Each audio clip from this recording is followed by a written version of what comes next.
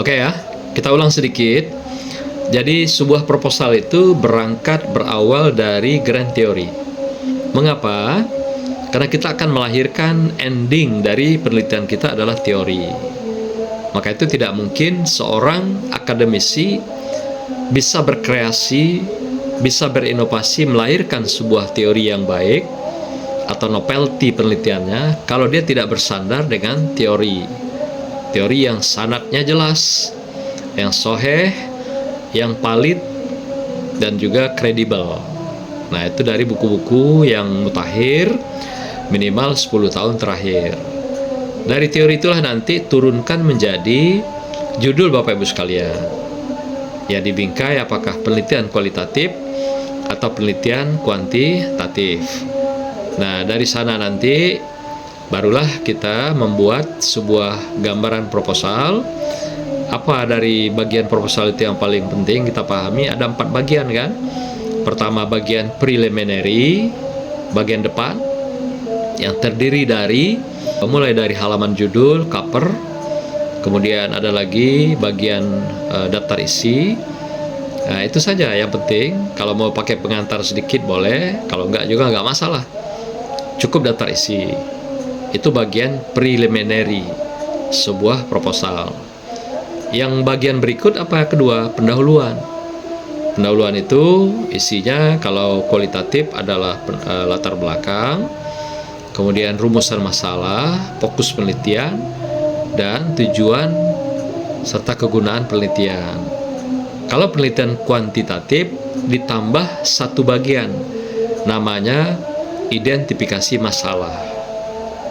Jadi bagiannya apa saja? Latar belakang, identifikasi masalah, lalu rumusan masalah, lalu batasan penelitian, dan terakhir tujuan dan kegunaan. Sama juga.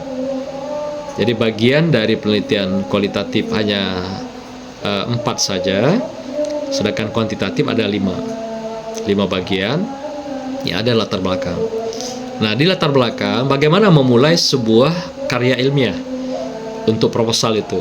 Awali kalau penelitian kualitatif dari tema kedua, kemudian baru diurai narasi tema pertama. Tema pertama nggak terlalu banyak, sedikit saja yang kita bentang di dalam penelitian kita. Nah, boleh di sana nanti ditampilkan teori-teori sebagian yang kita gunakan secara parsial atau secara kepingan tema itu. Dari awal ya, masukkan teori pengantar, narasi-narasi, masukkan peraturan kalau ada, masukkan data-data, jurnal, boleh sebagai book review dan atau jurnal review. Pokoknya apa-apa yang Bapak Ibu anggap sebagai suatu keunikan di dalam penelitian yang Bapak Ibu lakukan, tampilkanlah di latar belakang itu. Jadi memulai sesuatu yang unik, yang punya sebuah ketertarikan tersendiri, sehingga itu kita meyakinkan pembaca yang kita tampilkan itu layak diteliti, rasional, dan akan melahirkan sesuatu temuan yang terbaik dan terbaru dari penelitian kita lakukan. Bagaimana dengan kuantitatif? Diawali dari Y. Y itu sebagai variabel terikat kalau penelitian korelasi, atau variabel X4 kalau penelitian PET analisis atau penelitian analisis jalur. Sama fungsinya. Jadi mengapa pertimbangan di kualitatif harus tema kedua? Mengapa di kuantitatif harus variabel Y atau X4? Karena pada tema kedua dan variabel Y serta variabel X4 itu adalah rumah masalah. Jadi rumah masalah Bapak Ibu sekalian itu adanya di tema kedua dan atau di variabel Y dan variabel X4. Nah, maka itu kita tampilkan, kita bentangkan dari awal sebagai pengantar yang melatari penelitian kita itu adalah dari tema kedua atau variabel Y dan X4. Gitu ya, itu dasar akademisnya.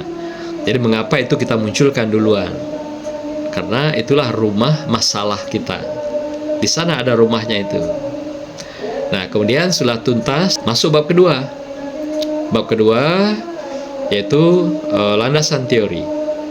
Landasan teori kembali lagi kita awali. Kalau kualitatif, awali dari tema yang kedua. Kemudian masuk tema yang pertama.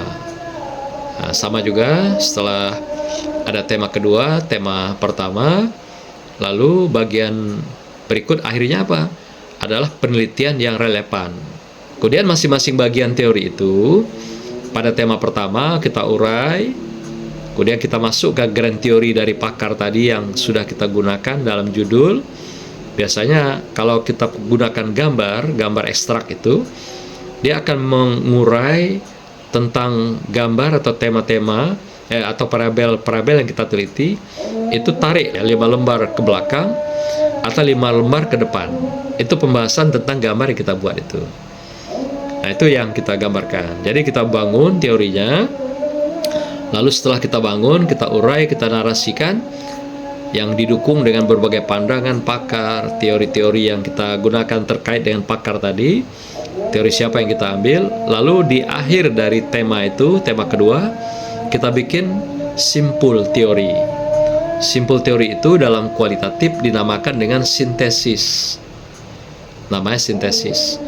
Sama juga dalam kuantitatif. Setelah teori kita bangun, kita bingkai, kita bikin simpul teori, itu namanya konstruk. Itu untuk hanya membedakan bahasa saja.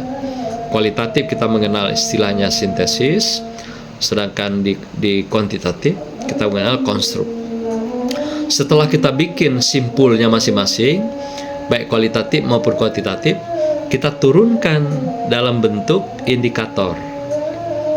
Indikator itu kita turunkan dari teori itu juga, berupa kata-kata kunci yang sederhana, yang tidak lagi bersifat uraian, penjelasan, tapi lebih kepada hal-hal yang sifatnya adalah kata-kata kunci, keyword.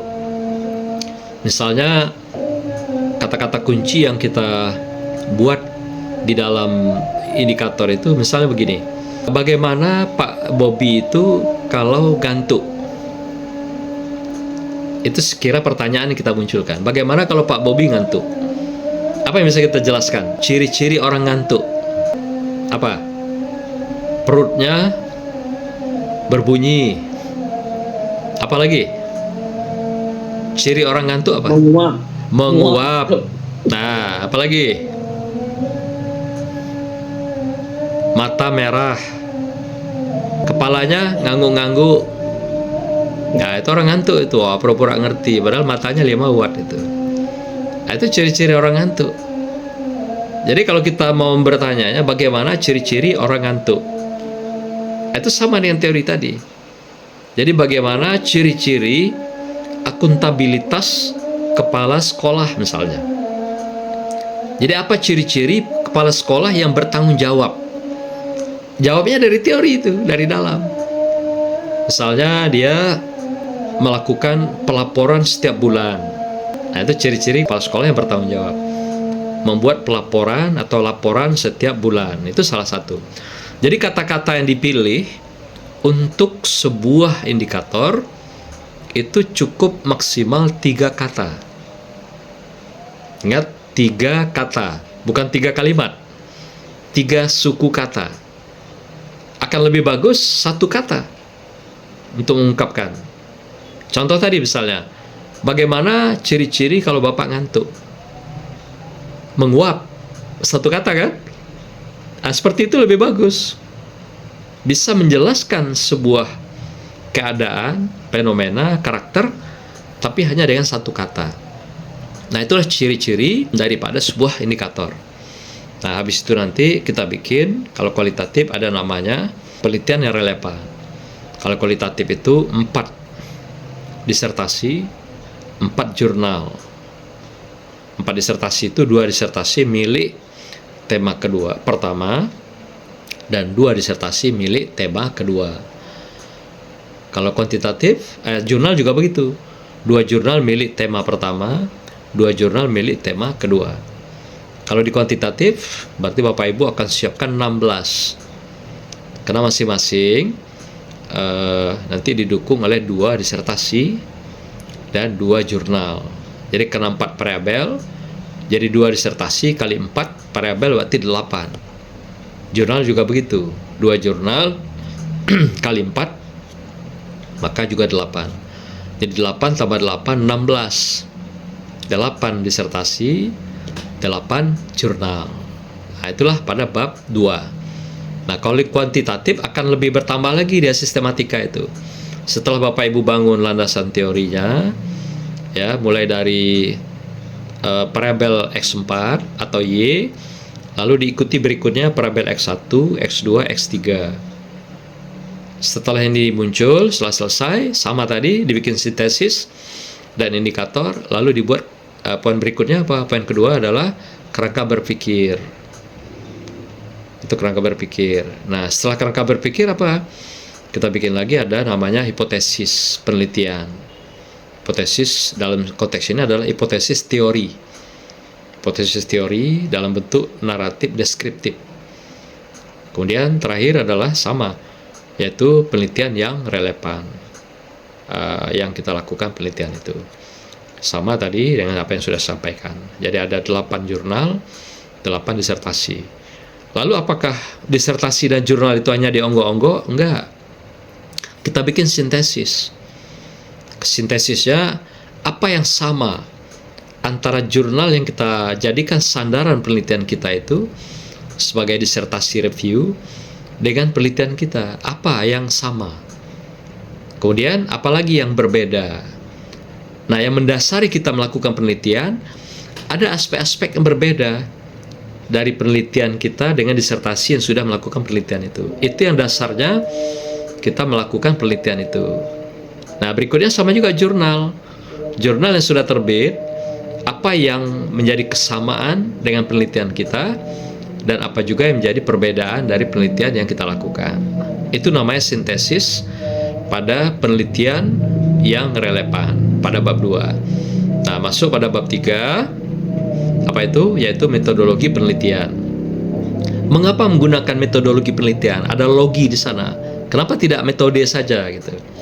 Karena kita masih menggunakan sumber-sumber rujukan dari metode yang kita lakukan. Jadi operasional daripada metodologi adalah metode. Turun lagi nanti operasionalnya apa? Teknik. Nah, maka itu setelah metodologi ada namanya metode penelitian. Diawali dengan pendekatan penelitian. Apa pendekatan kita? Kalau kualitatif, ceritakanlah. Penelitian kualitatif model siapa? Apakah deskriptif? Model siapa? Apakah model-model penelitian kualitatif fenomenologik? Model siapa? Apakah sosiologik atau juga model antropologik? Nah, itu silahkan nanti. Yang penting Bapak Ibu punya sandaran buku yang menjadi pegangan. Itu yang wajib kita tampilkan di dalam bab 3 itu sebagai pendekatan penelitian. Jadi silakan pendekatan siapa saja, uraikan bagaimana cara mereka menuangkan teorinya itu dalam buku. Kita bikin sumbernya. Nah, kemudian nanti pada pendekatan itu juga harus ada jelas apa alasan kita memilih metode pendekatan itu. Kalau kualitatif, deskriptif, apa dasarnya? Apa pertimbangannya? Bagaimana cara kerjanya? Cara kerjanya mulai dari definisinya, pengertiannya, apa alasan kita memilih pendekatan itu? Tentu alasannya hal-hal yang identik dengan penelitian kita, identik dengan kebutuhan dalam penelitian kita. Maka kita memilih itu sebagai dasar alasan sebagai penelitian yang kita lakukan. Nah, bagian keduanya apa? Adalah setting sosial dan subjek penelitian. Setting sosial itu maksudnya adalah lokasi penelitian. Subjek siapa? Orang yang diteliti, yang akan memberikan informasi pada kita dalam penelitian. Nah, itu ya pada kualitatif. Bagian ketiga apa? Data penelitian atau jenis data penelitian. Bagian keempatnya apa? Adalah instrumen penelitian. Itu sudah teknik. Jadi teknik mengumpulkan data itu namanya instrumen penelitian. Yang berikutnya apa? Analisis data penelitian. Terakhir pada proposal itu bab 3 kalau kualitatif adalah rencana penelitian. Nah, kalau di kuantitatif nanti namanya agak beda sedikit. Jadi poin A tetap adalah pendekatan, yang poin B-nya adalah populasi dan sampel. Sama juga sebenarnya. Populasi itu adalah lokasi. Sedangkan sampel adalah orang yang mewakili dari suasana di lokasi itu, atau perwakilan sampel itu yang kita teliti gitu, yang menjadi responden kita dalam penelitian. Nah, poin ketiga C-nya apa? Sama juga jenis data penelitiannya. Lalu poin keempat adalah sama juga, yaitu instrumen penelitian. Yang berikutnya yang kelima adalah analisis data penelitian. Dan terakhir yang keenam adalah berkenaan dengan rencana penelitian. Itulah pada bagian bab 3. Nah, ingat semuanya harus bersandar pada buku. Ambil buku-buku bahasa Inggris yang menjadi sandaran Anda. Misalnya, apakah bukunya Lincoln Guba misalnya, buku-buku naturalistik, atau juga bukunya Spreadley misalnya, Participant Observation gitu ya. Ada juga, atau juga buku Creswell. Itu juga ada buku kualitatif dan kuantitatif. Nah, kalau kuantitatif yang terbaik itu yang adalah bukunya Tuckman, Conducting Educational Research, panduan dalam penelitian pendidikan. Itu bagus sekali bukunya, tebal. Buku-buku yang ditulis oleh Tuckman itu bukunya udah cukup lama, tapi juga diupdate oleh badannya gitu. Nah, itu silakan nanti. Atau buku-buku lain silakan. Sekarang banyak ya buku-buku baru yang Bapak Ibu bisa gunakan. Itu sebagai sandaran buku. Jadi carilah buku yang terbaru 10 tahun terakhir. Sebenarnya nggak baru juga ya, 10 tahun. Kan lumayan ya. Nah, kemudian bagian yang kelengkapan apalagi yang perlu, bagian kelengkapan itu bab 1 jangan lupa ada ayat dan hadis untuk memberikan warna keislaman. Nah, yang kedua bagian bab 2 itu juga ada ayat dan hadis sesuai tema dan juga atau variabel yang Bapak teliti. Bab 3 nggak ada ayat dan hadis. Bab 4 ada lagi muncul. Jadi di mana posisi ayat dan hadis itu? Hanya pada bab 1, 2, dan 4 nanti pada disertasi. Kalau proposal hanya pada bab 1 dan bab 2. Nah, kemudian kelengkapan proposal jangan lupa daftar pustaka yang menjadi rujukan sandaran Bapak Ibu sekalian. Tolong diperhatikan betul bahwa daftar pustaka itu yang bukunya Bapak Ibu pakai. Ada kadang-kadang latah supaya kelihatan mentereng, keren, dipajang semua buku sampai ratusan. Yang dipakai cuma 5 buku gitu. Itu ngibul akademik itu ya, nggak benar itu. Banyak seperti itu nanti ya. Ini bukunya bagus, masuk tempel. Ini juga bagus, masuk tempel. Jadi pastikan yang ditempel dalam pustaka itu yang Bapak Ibu jadikan buku rujukan, sandaran gitu, daftar bacaan minimal yang mendukung penelitian Bapak Ibu sekalian. Nah, bagian akhir kelengkapan apa itu? Instrumen. Jangan lupa. Kalau di dalam penelitian kualitatif adalah panduan penelitian atau panduan riset. Itu nama instrumennya. Kalau dalam kuantitatif tergantung nanti. Kalau dia berupa parabel-parabel yang tidak menggunakan pengetahuan dan kemampuan, berarti dia namanya angket. Tapi kalau ada parabel pengetahuan dan kemampuan, dia menggunakan instrumen tes. Jadi untuk mendapatkan data itu. Nah, kalau ada data-data lain, data dukung, kelengkapan silakan. Seperti apa misalnya gambar-gambar, grafik, data-data lain yang Bapak butuhkan dalam proposal. Sampai nanti dalam disertasi juga begitu. Jadi lampiran kelengkapan dari karya yang kita bikin gitu. Saya kira itulah beberapa yang menjadi ulasan akhir ya, senarai ya perkuliahan kita hari ini, yang menjadi simpul-simpul secara keseluruhan. Semoga pertemuan kita membawa berkah dan Bapak Ibu punya kekuatan lahir dan batin sebagai akademisi dan ilmuwan yang bertanggung jawab. Akademisi itu dia sudah menyatakan dirinya sebagai sikap-sikap ksatria, sebagai patriot. Artinya berani tampil, berani mencari sumber yang jelas, muktabar, dan juga berani bertanggung jawab dengan apa yang dia tulis di dalam konteks dunia ilmiah. Saya kira itulah sebagai pengantar, Pak Dokter. Mungkin kalau ada yang mau kita diskusikan, silakan. Kalau enggak, sampai ketemu di offline pada sesi berikutnya. Jadi kami menunggu Bapak Ibu membersamai kami, karena kami sudah membersamai Bapak Ibu selama 8 kali pertemuan atau lebih kurang 2 bulan. Lebih kurang mohon maaf selama kebersamaan kita. Mungkin ada yang tidak berkenan, tidak pas, tidak sesuai. Ya Bapak Ibu boleh memberikan pandangan, tanggapan, dan juga memberikan respon. Tidak secara langsung, boleh juga melalui WA dan sebagainya. Sekarang itu sebagai pesan-pesan akhir perkuliahan kita pada kesempatan berbahagia ini. Saya serahkan sepenuhnya pada Pak Doktor. Assalamualaikum warahmatullahi wabarakatuh.